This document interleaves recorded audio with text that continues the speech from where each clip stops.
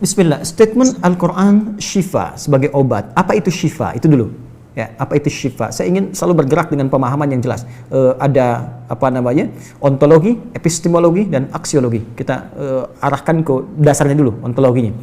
Quran surah ke-17 Al-Isra. Ya, di ayat yang ke-82. Allah memberikan statement tentang syifa di situ. Ya, paling kiri agak ke tengah sedikit. Wa nunazzilu minal Qur'ani ma huwa syifaa'un wa rahmatul lil mu'minin wa la yazidul zalimina illa khasara. Wa nunazzilu minal Qur'an, dan kami turunkan dari ayat-ayat Quran itu, minnya tab'id, menunjuk pada sebagian.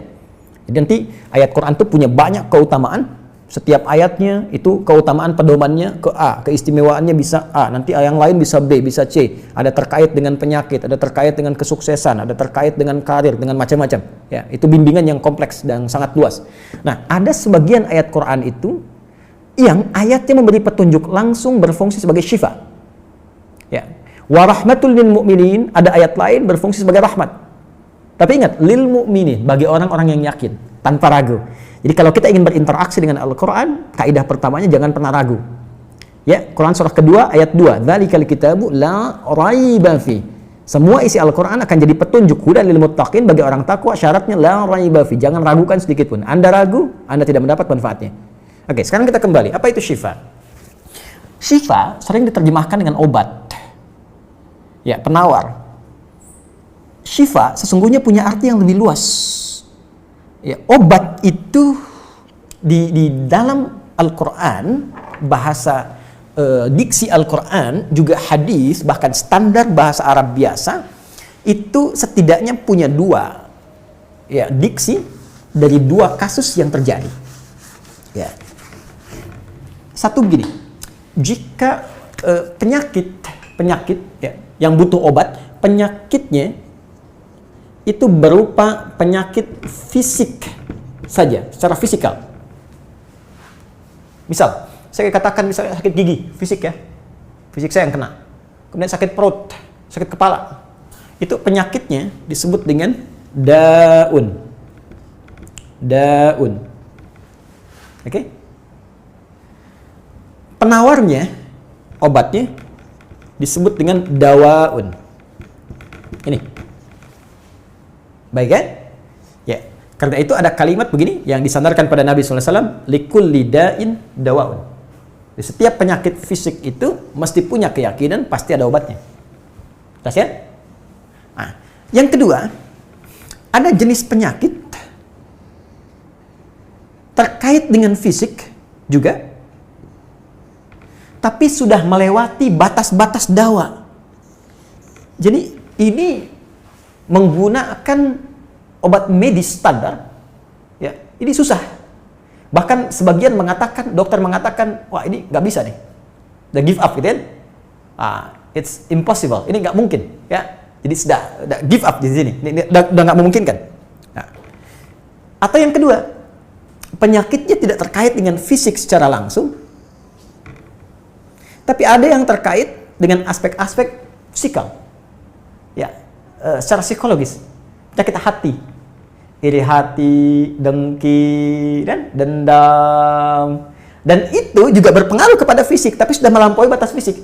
Orang iri hati kan fisiknya terganggu, kayak enak makan, kan?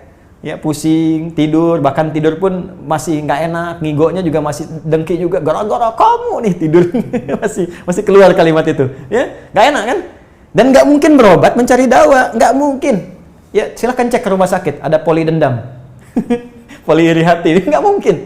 Ya, yang ada poli gigi, poli mata, kan? Ya, poli iri hati, poli dendam, nggak ada, poligami nggak ada di rumah sakit. Anda nggak mungkin menemukan itu. Ya, nah maka penyakit yang lebih lekat kepada aspek non fisik itu seringkali diistilahkan oleh Al-Quran dengan kata marad namanya, maradun. Ya, penyakit hati. Karena itu ketika Allah menyifati orang munafik yang hatinya bermasalah, Allah tidak menyebutkan kata daun, tapi menyebutkan kata marad. Silahkan cek di Quran surah kedua Al-Baqarah ayat 10. Fi qulubihim marad. Ya, di dalam hati mereka ada penyakit. Hati yang di sini bukan hati fisik ya. Ya, tapi sumber kehidupan kita. yang ditetapkan oleh roh. Nanti ketika fisik itu mulai sempurna selama 4 bulan jadi mudghah. Jadi kan ada 3 tahapan seperti kita ketahui, ya. Dari mulai di Al-Arba'in, kalau kita baca Al-Arba'in, Al-Imam An-Nawawi, hadis nomor yang keempat, ya, Abdullah bin Mas'ud radhiyallahu ta'ala anhu qala Rasulullah SAW huwa as-sadiqul masduq inna ahadakum yujma'u fi batni ummihi 40 yawman nutfah. 40 hari pertama ya, itu baru berbentuk penyatuan, perpaduan antara spermatozoa dengan ovum, thumma yakunu alaihi 'alaqah, kemudian mithla dzalika 'alaqah, 40 hari kedua berbentuk zigot yang telah menempel di dinding rahim, thumma yakunu mithla dzalika mudghah, 40 hari ketiga berbentuk mudghah, daging keratan. Bahkan sudah jadi bahasa sekarang ya di masa bahasan janin ya, di kurikulum kedokteran saya lihat redaksinya sama, mudghah ya. Nah, dalam fase ini kemudian ditiupkan roh ya, wa yursalu alaihimul malak, alaihil malak, dan diutus malaikat, wa yu'maru bikatbi arba'in, dan diperintahkan menetapkan 4 hal. Nah, saat ditiupkan roh ini, itu terjadi kemudian penyatuan antara fisik dengan roh. Itu ada di Quran surah ke-15 ya, ayat ke-28. Ya, wa idz qala rabbuka lil malaikati inni khaliqun basyara min salsalin min hama'in masnun fa idza sawaituhu wa nafakhtu fihi min ruhi. Jadi roh masuk ke dalam jasad seseorang, ya, ke dalam fisik seseorang. Ketika sudah masuk, dia bisa bernafas, kan? Ada kehidupan, unsur kehidupan. Karena itu nafas terambil dari bahasa Al-Quran.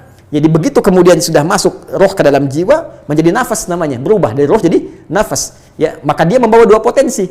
Ya, ada fujur, ada takwa. Di Quran surah 91 ayat 7 sampai 10. Wa nafsi wa ma sawwaha fa alhamaha fujuraha wa taqwaha. Jelas ya? Maka wa nafsi wa ma sawwaha, jika roh sudah masuk ke dalam jiwa jadi nafas, dan disitulah manusia bisa bernafas.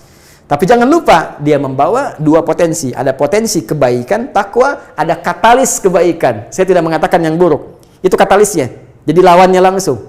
Yaitu jujur, lawannya dusta. Ya, marah lawannya sabar. Yang sabar itu takwa, jujur itu takwa. Yang marah, yang sombong, yang bohong itu namanya fujur, itu katalisnya. Di Allah menciptakan sifat marah bukan ingin membuat Anda pemarah, tapi ingin kemudian memacu supaya yang sabarnya muncul. Sebab kalau nggak ada marah, bagaimana bisa ada sabar? Itu cara membacanya. Nah, di sini terjadi pergolakan. Ya. Apa kaitannya dengan ini? Orang-orang yang tidak bisa mengendalikan sifat takwanya dan tidak menjadikan sifat fujurnya sebagai katalis, tapi diikuti menjadi dominan, maka jadi penyakit di hatinya. Itu yang disebutkan dengan marad namanya.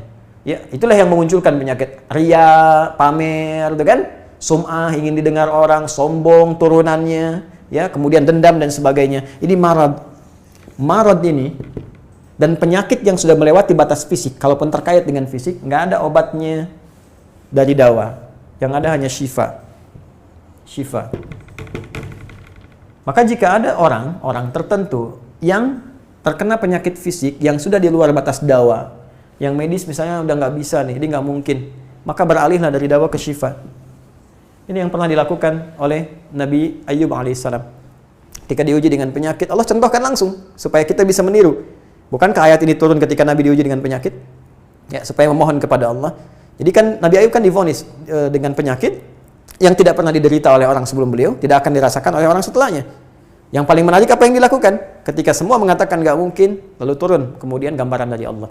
Quran surah ke-21 ayat 83 sampai 84. Wa ayyuba, pakai fathah loh, bukan dhamma, bukan kasrah. Ya, fathah itu menunjukkan sesuatu di masa lalu untuk dibuka bagi orang di masa depan.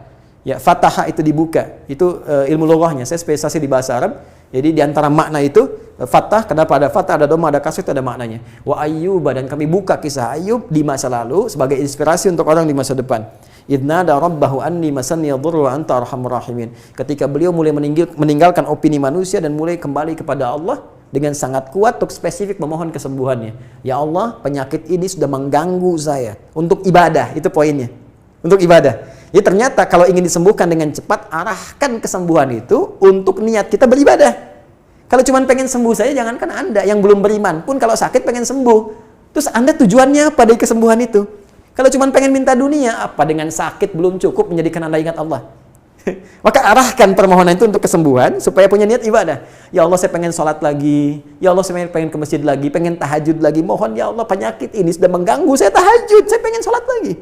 Wa anta arhamur rahimin, sedangkan Engkau yang paling sayang kepada saya. Kalau yang Maha Penyayang saja tidak menyembuhkan saya, kepada siapa lagi saya mesti memohon? Nah, tahu apa yang terjadi? Begitu kalimat itu muncul dengan penuh kekuatan, keyakinan, visi yang benar, memanggil Allah dengan panggilan yang sangat halus, lembut, ya, terasa ke dalam jiwa, Maka jawabannya tidak menunggu lama. Fastajabna lahu fakashafna ma bi min dhurrin wa atainahu ahlahu mithlahu ma'ahum rahmatan min indina wa dzikra lil 'abidin. Lihat ujung ayatnya. Kami langsung sembuhkan penyakitnya. Kami singkapkan semua rasa sakitnya. Kami kembalikan semua yang dia rasakan rugi. Biaya obatnya diganti dengan rezeki yang lain, kesulitannya dihilangkan, datangkan dengan yang lebih baik. Dan yang paling dahsyat, lihat ujung ayatnya. Wa dzikra lil 'abidin. Kami jadikan inspirasi, pengingat bagi hamba-hamba Allah yang soleh, yang diuji dengan penyakit yang serupa, maka amalkan amalan Ayub untuk mencari syifa. Ya, maka ini ikhtiarnya. Termasuk syifa, bisa mengobati penyakit hati. Nah, lalu sekarang apa terapannya? Karena disebutkan ada ayat-ayat Quran berfokus sebagai syifa. Ya, ini yang digunakan sebagai zikir diantaranya. Apa itu? Tadi saya sampaikan Al-Fatihah. Ya, itu lengkap. Al-Fatihah itu disebut syafiyah. Surah syafiyah, surat penyembuh. Silakan Anda buka semua kitab tafsir. Di antara fadilah surah Al-Fatihah, kisah pertamanya adalah kisah seorang kepala suku di Arab yang digigit kalajengking. Bayangkan, kalajengking Arab pada saat itu. Ya, dan sudah kena racun dan sulit, orang semua sudah give up, ini nggak mungkin. Ya, apa yang terjadi? Ditemukan sahabat Nabi, secara singkat diketahui, ditanya ada yang bisa menyembuhkan, mereka berkata Allah yang menyembuhkan, tapi kami bisa berikhtiar. Dipanggil mereka, dibacakan Al-Fatihah sekali bacaan, tanpa diulang-ulang, tanpa pakai alat-alat tertentu, tiba-tiba syufia disembuhkan sampai diberikan hadiah berupa beberapa kambing. Tapi mereka, mohon maaf izin, Ibu Rektor dan sebagainya, mereka khawatir jadi gratifikasi. Dibawalah kambing itu kepada Nabi, disampaikan, boleh nggak makan dari sini? Jawab Nabinya apa? Dari mana kalian tahu kalau surat itu bisa berfungsi menyembuhkan? Al-Fatihah. Tapi gimana cara baca Al-Fatihahnya? Karena dulu orang sekali baca sembuh, sekarang orang 1000 kali malah nambah penyakit. Apa yang salah? Nah, berarti nanti ada terapan lagi ilmu yang lain, kan? Nanti ada surah ke-26, Asy-Syu'ara ayat 80, itu zikirnya Nabi Ibrahim. Biasanya saya praktekkan ini, ya termasuk dengan kawan-kawan, saya suka sampaikan kalau ada yang dirasa-rasa sambil dipegang, sambil kembalikan kepada Allah, baca wa idza maridtu fahuwa yashfin. Kalau saya sakit pasti Allah sembuhkan, nggak mungkin dititipi penyakit kalau nggak ada hikmah di balik itu. Ini pernah saya amalkan saat diundang saya ke Kalimantan untuk ceramah, tiba-tiba ceramahnya ba'da maghrib, sore hilang suara. Hilang. Sama sekali nggak ada. Ya begitu salat, ya kita sama amalkan tadi dengan penuh keyakinan, minta ikhtiar juga pakai fresh care gini, tapi kita minta ya Allah, ya wa idza maridtu fahuwa yashfin, kalau saya sakit pasti Allah sembuhkan. Nggak mungkin ditugaskan kalau Allah nggak berikan perangkatnya, pasti diberikan. Nah, tahu apa yang terjadi? Begitu ngimamin maghrib, suara keluar, serak-serak basah. Begitu tausiah, keluar sempurna. Ba'da isya nyambung, keluar sempurna. Habis ceramah, hilang lagi suara. Hilang lagi suaranya, supaya disuruh istirahat, gak banyak nanya orang gitu kan. Tapi itu menarik. Dan puncaknya tadi, Quran surah ke-21 ayat 83 sampai dengan 84. Tergantung kasusnya. Kalau di kasusnya misalnya kasus mohon maaf ya terkait dengan kehamilan, nanti ada lagi yang lain ayat-ayatnya ya. Misal di Quran surah ketiga ayat 38 sampai 39, nanti di Quran surah ke-19 menjelang persalinan dari ayat ke-25 sampai dengan ayat ke-26, nanti di Quran pas kalau sudah berkembang janinnya, ada di Quran surah ke-7 misalnya ayat 189 dengan doanya dan turunan lainnya. Bahkan bisa diamati teman-teman yang di SPOG misalnya atau di kebidanan, ada nanti ayat-ayat spesifik. Quran surah ke-22 ayat yang kelima, ya ada di Quran surah ke-23 Al-Mu'minunnya ya ayat 11 sampai 13 itu lengkap sekali. Kita bisa gali sampai ke situ. Itu yang kita maksudkan syifa. Jadi keluarkan ayat-ayatnya, tapi bukan sekedar dibaca, dalami isinya. Sehingga paham apa yang harus dilakukan. Karena di sini nanti ada konsep ikhtiar juga. Ikhtiarnya bagaimana, ya secara medisnya seperti apa, dan pertolongan kepada Allahnya bagaimana. Terakhir Nabi pernah datangi seseorang, dia minta disembuhkan. Ya Allah, ya Rasulullah, si fulan sakit, tolong sembuhkan. Kata Nabi, idhab ila tabib, pergi ke dokter. Kata orang ini, Anda kan Nabi, tinggal berdoa disembuhkan. Jawab Nabi sangat elegan. Pertanyaan orang ini bagus, Anda Nabi, berdoa dikabulkan, pasti. Tapi jawab Nabi sungguh elegan. Kata Nabi, kesembuhan itu dititipkan di tangan para dokter. Jadi Nabi ingin memberikan satu isyarat, Anda tetap ikhtiar. Karena tidak selamanya Nabi akan hidup. Ya, karena itu dokter-dokter mesti belajar. Saya menambahkan dokter-dokter yang bisa belajar dari Quran juga. Saya mengharapkan nanti ada dokter mata yang hafal, ya, misalnya ayat-ayat tentang doa, ayat tentang mata, ya, riset tentang ayat-ayat mata, hadis-hadisnya apa, sehingga Anda bisa menerapkan resep-resep yang indah. Ya, waduh, kenapa nih dok, mata saya nih nggak bisa dikontrol nih, sakit. Kenapa? Saya kalau ngelihat tetangga beli kulkas sakit, kan nggak bisa dikasih obat tuh ya. Anda bisa kasih resep Quran surat sekian, ayat sekian, sekian. Nah, itu yang banyak kejadian sekarang. Ya, orang matanya sehat tapi tidak bisa membedakan mana milik dia, mana milik orang lain. Demikian juga dengan yang lainnya. Itulah syifa. Wallahu ta'ala a'lam.